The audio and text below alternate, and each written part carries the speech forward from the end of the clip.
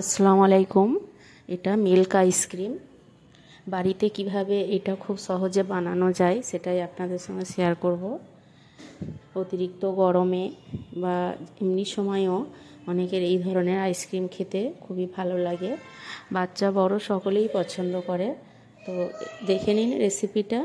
এখানে আমি half litre পরিমাণ দুধ নিয়েছি। এটা 20-25 মিনিট খুব ভালোভাবে ঘন করে ফুটিয়ে নিচ্ছি নেড়েচেড়ে। তারপরে এখানে আমি হাফ কাপের একটু বেশি পরিমাণ চিনি দিলাম। আপনারা যদি বেশি মিষ্টি খান একটু বেশি করে চিনি দিতে পারেন।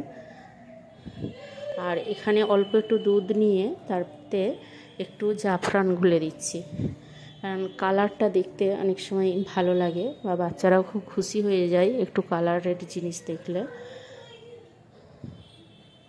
এটা একটু ফুটিয়ে নিয়ে তারপরে ওভেনটা অফ করে দেবো, দিয়ে এটাকে নেড়ে চেড়ে আগে ঠান্ডা করে নেব।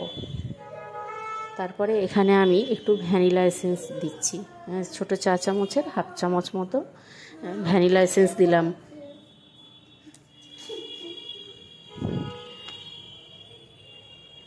তারপরে এটা আইসক্রিমের মোল্ডে দিয়ে আমি এটা ফ্রিজে রাত্রেবেলা রেডি করলে সারা রাত রেখে দিলে পরের দিনে এটা বের করে খাওয়া যাবে, বা যদি সকালের দিকে রেডি করে রাখেন সন্ধ্যের সময় বের করে খাওয়া যাবে।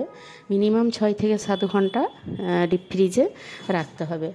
আর এটা আমি বের করার আগে ডিপ ফ্রিজ থেকে 5 মিনিট আগে বের করে নিয়েছি। একটা পাত্রে জলের মধ্যে নিচেটা ডুবিয়ে তারপরে লুজ হয়ে আসবে, খুলে আসবে আইসক্রিমটা, এভাবে বের করবেন। তারপরে একটা পরিবেশন করুন, দেখবেন ভীষণ